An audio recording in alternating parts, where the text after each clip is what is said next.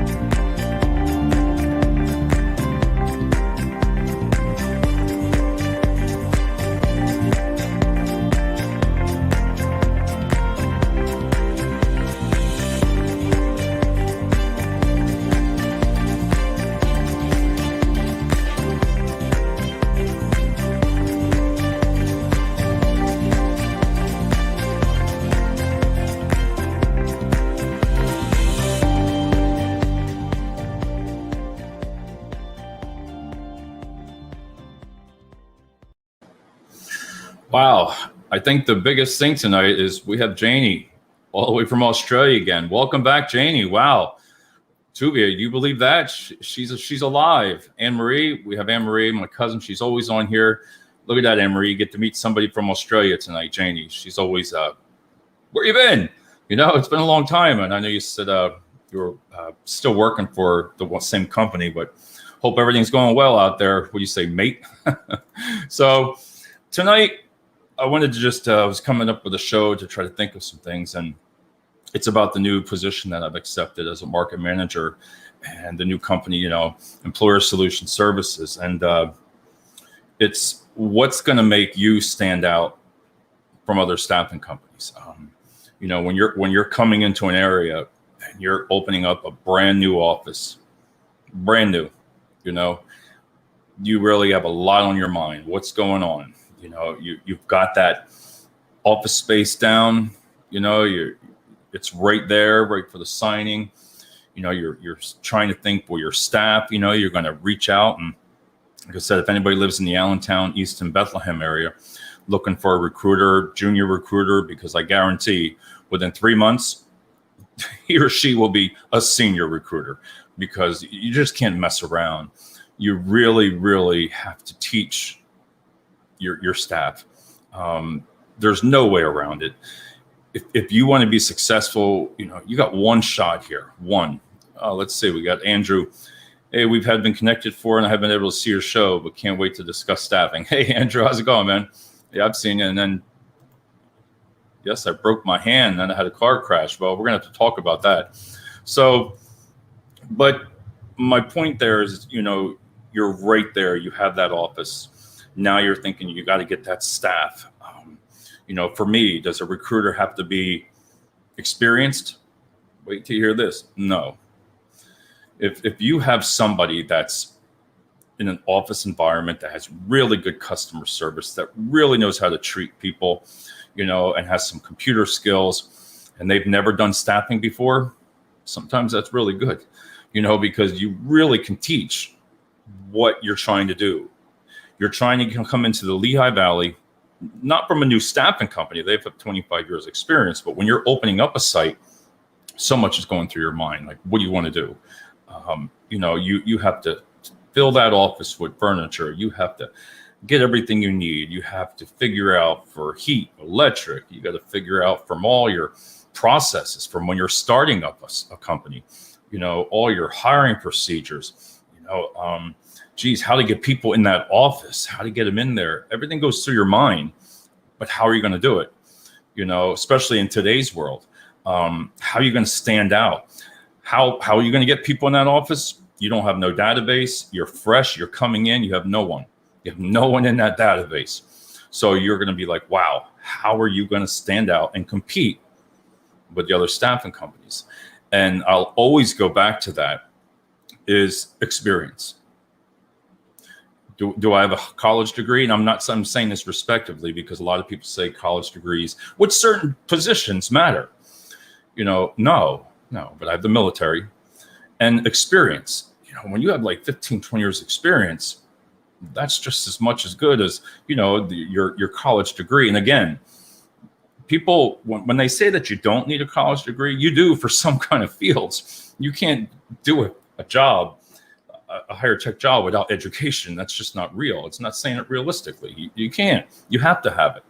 But as long as you have some kind of skill and the ones to work, and here he is, the millions are in the niche. And Tuvi, I'm glad you said that, because, Tuvi is in staffing, and he does it from Florida to New Jersey and New York.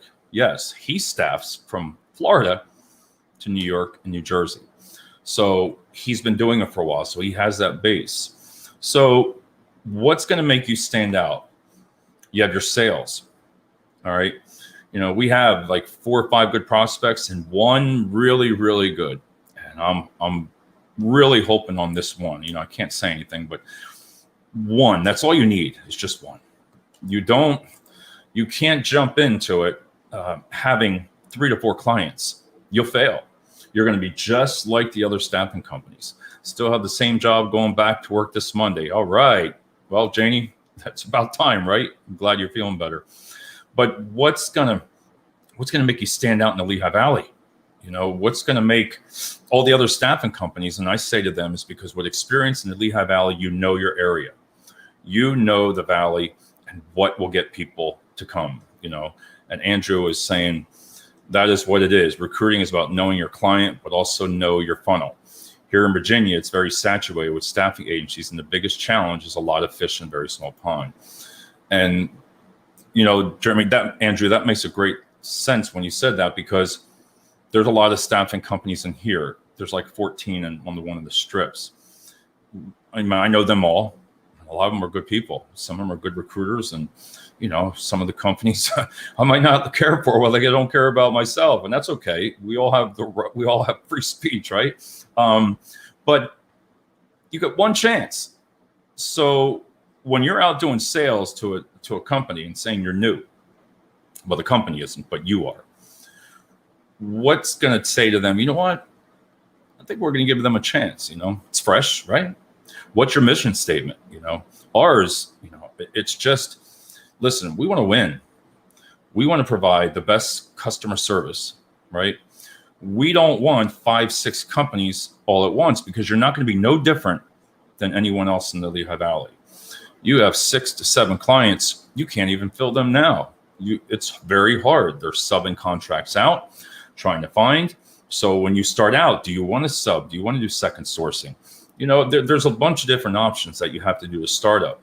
But what's going to make that company take a chance on you? And I believe it comes from, I've told people before, is a lot of, you have to learn how to succeed in small if you want to thrive in a large. And that's exactly right. You get one client, 25, 30, 40 orders, you're set. You nail those ones. You nail those 40 like you've never nailed anything before. You're focusing on one client. You get them up and running and satisfied with you, then you're ready for growth for the next one. I want 6 clients in the Lehigh Valley. I already have my eyes on them, and I will get them. That's just a fact. That's going to happen because we're going to prove why.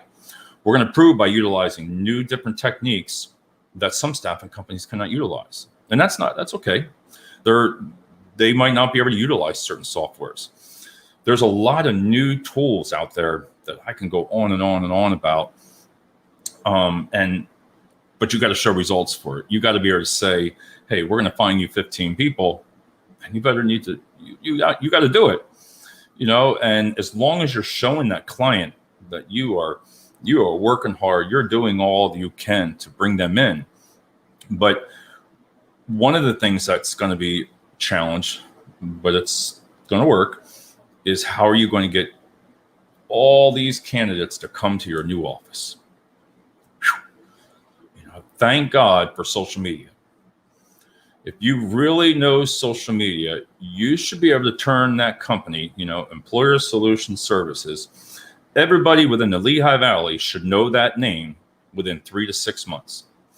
You should be able to compete with all the top staffing companies right in the area. Now, you might be only have 2 or 3 starting out, right, for your staff. But no, that's going to grow. That's going to grow. And our goal is like in 6 months, I want, be right up there with the big ones, right up there, and compete fairly well. If you want candidates that got 5 years on a forklift, right? Let's just say that's what you want. That's what you're going to get. You might have to wait 2 or 3 or a week later, maybe, possible, being transparent. But if this is what you want, then you need to deliver that. You can always sell. If you have somebody, I've said it numerous times before, like 40, 50% right in there, and you're a good employee, you can send them, you could talk to the client and try to sell that. And that's your job as a recruiter and as a company to discuss with your potential clients. Your job boards. Everybody loves job boards, right? If you have 1 or 2 jobs, what are you going to do? Post and post and post. Hey, there's Chris. How you doing, Chris? He's the man right there in Brenningsville, Pennsylvania, Blue Triton, good company. But what my point is when you're starting out as a startup, you got to go follow a plan, and that plan's coming together.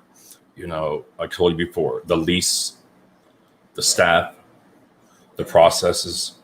How are you going to be different? Again, how are you going to get that marketing out? How are you going to say, wow, this company's really good. They're up and coming, man. They're really filling some orders. They're very transparent with us. And when you listen to the candidates in the Lehigh Valley, I always say, listen, there's always 2 sides, right?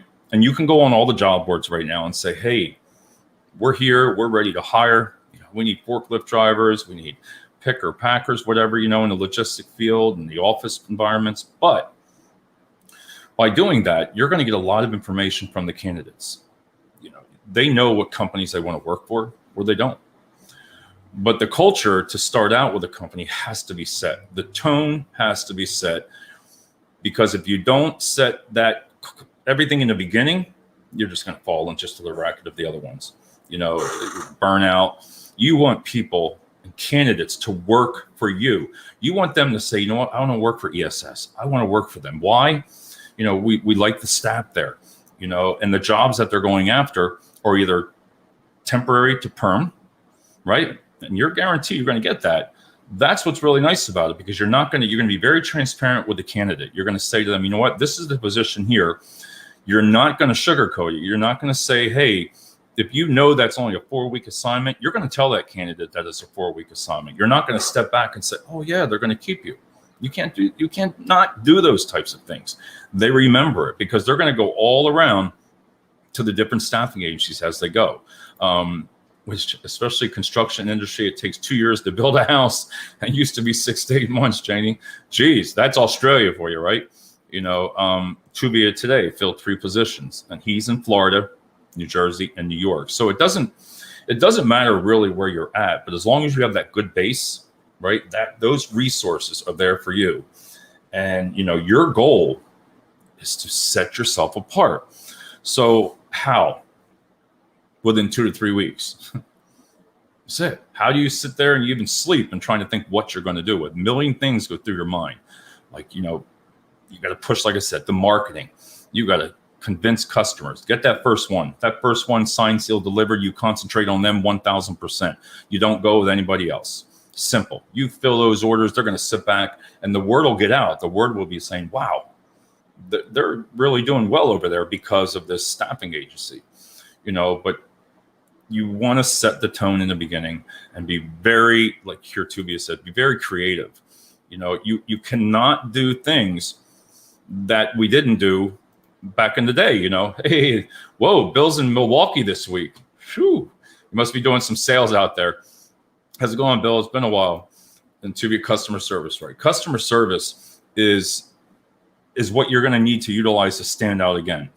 If you're calling a client every couple of days saying, hey, how's it going? Is everything going okay? What can we do different? All right. Listen, we're having a hard time right now, but we feel we can find 3 to 4 of your 10 that you want that are really good. Don't overpromise.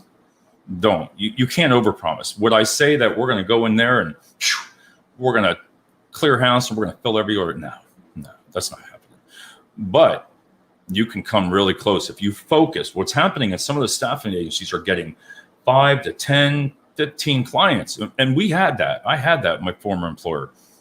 Listen, it was a mess sometimes because it's good to have like a wide range of jobs, but the candidates coming in are not all fit for all the different positions. So you don't focus on one. There's no way you can just focus on one client if you have 5 to 10.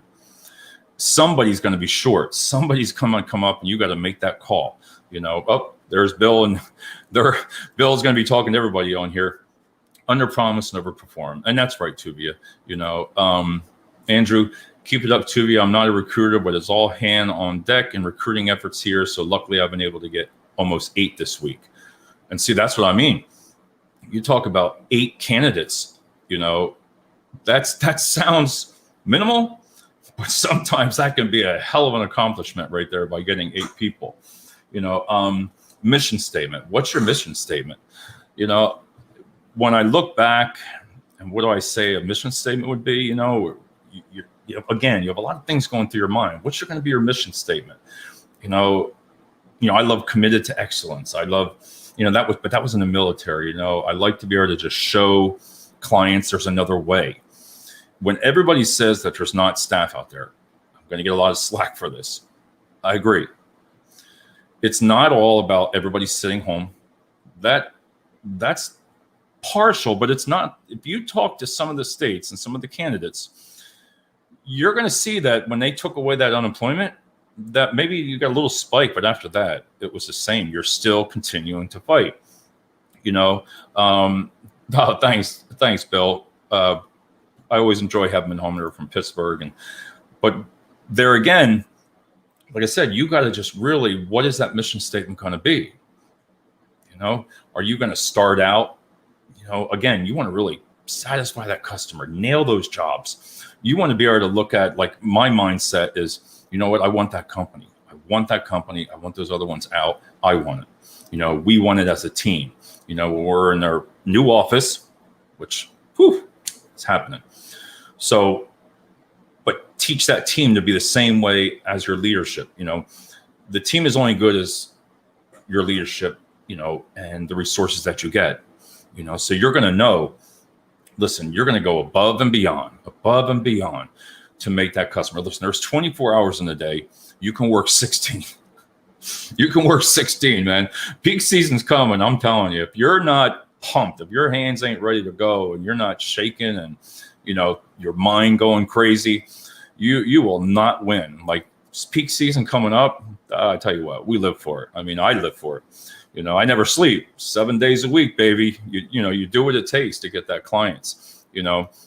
Andrew, thanks, Andrew. I appreciate it being with the military. But preparation is going to be the key to be successful. It's just preparation. All the social media platforms now, you have to really utilize them all. I'm going to bite this one on Steve and everybody, and I have to admit, TikTok is coming out with a job resume, video resume. TikTok. I mean, TikTok, I know, I got to figure out if I want to get on that or not. I mean, maybe the millennials, and if that'll draw them in, listen, I mean, I'm always open for it. And, Facebook, Instagram, have I done Instagram that much? No, but I know there's going to be part of the team that will succeed in Instagram, and you have to learn together. You're going to learn all these platforms. It drives you friggin' nuts. I mean, people are actually using the Twitter for jobs, and I'm like, what the hell? All you're doing is complaining, or you're putting something out there. But hey, I'm not there to say, I don't know. So I'm excited to try different things like that. TikTok is a waste. That's a good one, Tuvia. But Tuvia, I'm serious. Some of the states, some of the people on LinkedIn have said they've been recruiting off of it for a while now, and it really works well. I just think it's in the different demographics where you're going to win, where you're going to succeed with that. When I say about the video resume screening, when we presented that with Duckanow, and they've really come a long, long way from.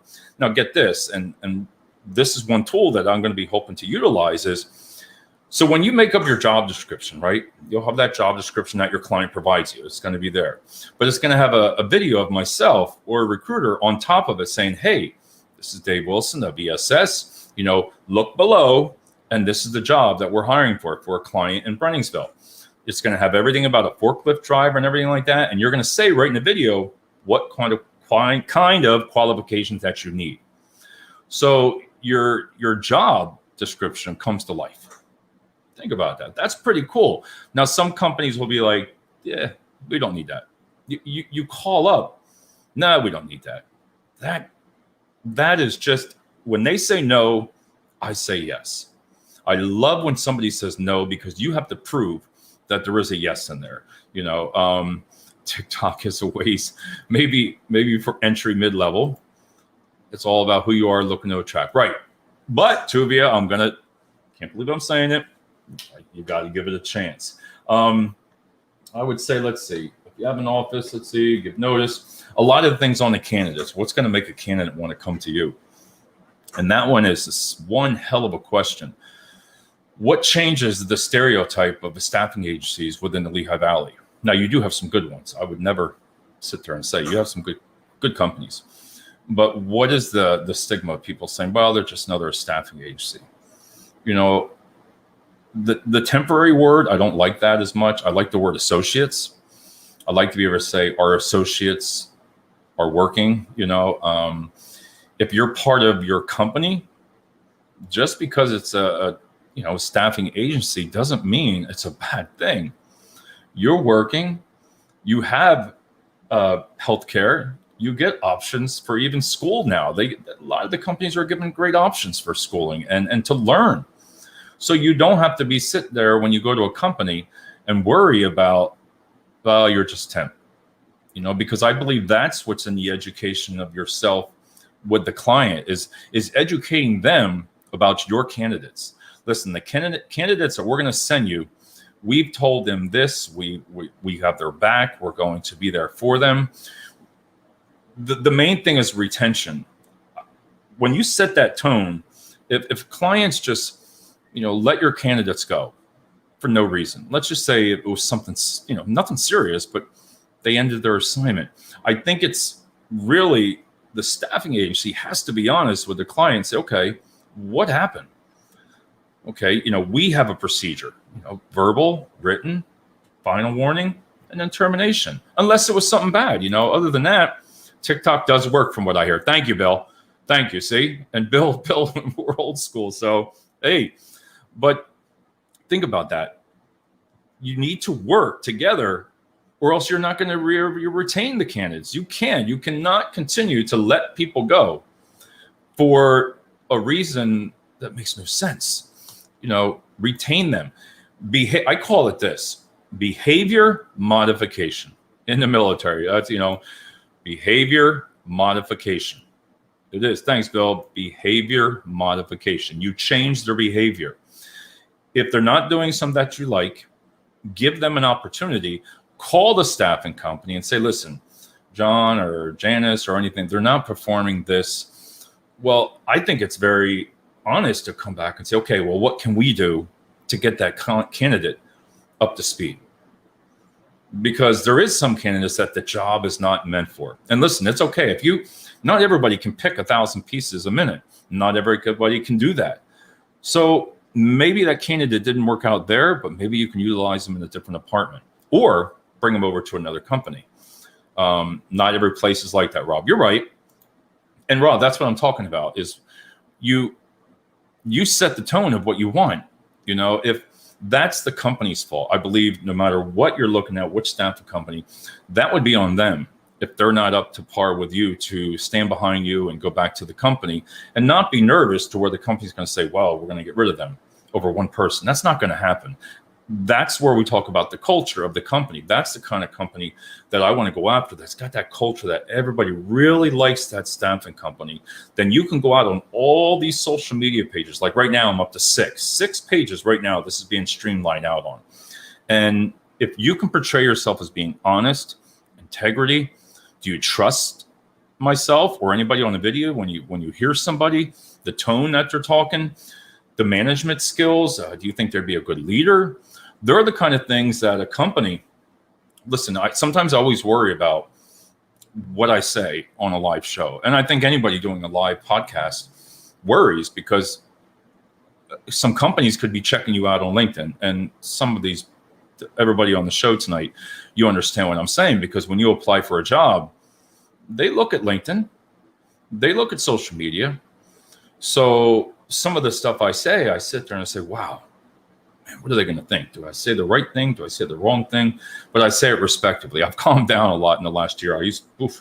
But education and to teach your clients and to convince candidates to come to you, I think they'll just come to you. You know, they're going to want to work for you. So by really grabbing that perfect company that you want, they're not going to look at this and say, wow, we don't want that company, because I'm representing myself here as a podcast, but I work for ESS.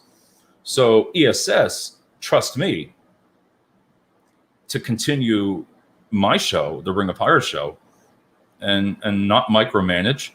They were straightforward, and I like the culture that they've told me and everything that I've seen. That micromanagement, it's over. You know, whoever's in charge of that staffing company, market manager, branch manager, they are the ones that do the job. So they're the ones that should be able to make the decisions to a certain extent. You know, you're not going to just make some big change without telling somebody. But without that micromanaging, and if you build your team to be able to just pivot real quick and make that change quick, you don't have to wait to climb up the ladder and say, hey, we have a decision, let's do it. Let's do it. A very fast turning company. You're right, Rob. And I totally agree on that part. So don't always think that when you do a video or posting that a company's going to hold that against you, unless you're really doing something. Come on, you're out there crazy. You're swearing, you're doing all this crazy stuff like that, and you're just saying things that aren't true. People pick up on that. They'll know the integrity, the transparency. And I believe transparency's got to be one of the best tools, if you want to say, like in your chest, just totally being honest. You can only win. You can only win. Like all the staffing companies now, they will know who we are. Within a month, they will know. They're going to hear it in the mornings. They're going to hear it in the afternoons. And they're going to hear it when they're eating dinner of the company. Because you know how to get your message out. You know how to get your message of, like Chris at, Blue Triton in Brenningsville. Awesome company. I mean, you're talking $22, $23 an hour. Some of the forklift drivers, they make really good money. They are temporary to perm on some of them. They're very honest and open with you. The benefits, that it's full time. They don't want to mess around. They're there to make money and find that great candidate for the culture that they represent. So by doing that, and that was former Nestle Waters, they're called Blue Triton now, you got to make them stand out. You got to convince that candidate, why do you want to work for Blue Triton in Brenningsville and make 20 some hours an hour? If you're only making 15 as a forklift driver, you can go right up there and make $5, $6 more an hour. What makes you want to do that? So if you really believe in that company and you take their culture and you really put that word out, they're going to come to you. Micromanagement sucks. Janie, you're in Australia. I didn't know you know that word. Like micromanagement sucks. But right, honesty is the best policy, and I think people will respect that. Let's see. We talked about, when I hear about the hourly rate, everybody says you need to keep going up. You need to keep going up. Listen, it's settled off. You're going to be at 15 to like 18 is like an average now. The holidays coming. Listen, there's some big companies out there putting some huge bonuses out there to come up for Christmas time. So if you think it was challenging now, wait till those big companies start putting out, $2,000-$3,000 bonuses for holidays. I'm telling you, that's coming.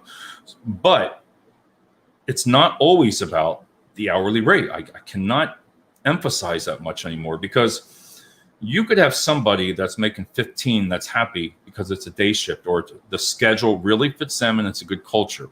You can have somebody making $18 an hour that's miserable, and they might not be working the shift that they want. They don't really care for it. You know, they're going to leave. They might want that $15, $16 an hour job. So it's your job to get that message out to them. You know, so it's going to start to level off now. I'm telling you, there's no, you know, do I know where we're going to get candidates from? Oh, hell yeah. I know right where we're going, you know, where to find those forklift drivers at, where to find those electric pallet jack operators. Also on the professional side, doing direct hires for the companies. You know, when you can handle direct hires on top of them. So when you go into a company and say, listen, you know, we'll handle your staffing, everything, but we also notice that you might need mechanics, you might need, you know, engineers. Listen, this company here, ESS, does that. So it's a really good system to where, and a leadership to where they're going to give you control to find those direct hires. And they're the ones a little bit more challenging, but you can find them. I get 2 small pay raises a year without even asking where I work. What? Wow. Well, that's in Australia. So I don't know what that means, Janie, but, you know, but I hope you're feeling better again with that hand and everything. But I believe that's really about it that I talked about tonight is, you know, just really look at the companies that if you're unemployed right now, really do your research on the company. Do your research on the staffing company. Don't always go by all the reviews. A lot of the staffing agencies, some of them do have lower reviews, but that doesn't mean they're a bad company. There's 2 sides. But if you have one that's the same thing said over and over and over, you know, there could be some issues with that. So you really got to look at, just when you search for your company and you want to work for staffing, do the research on the staffing company. Because if you feel you can trust them, if you feel that they're behind your back again, they're going to do you right. So, but on that note, everybody, oh my God, Janie and Rob and Chris and Bill and Tuvia, oh my God, and Andrew, geez, thanks a lot for tonight. And we'll be back tomorrow. So see you soon.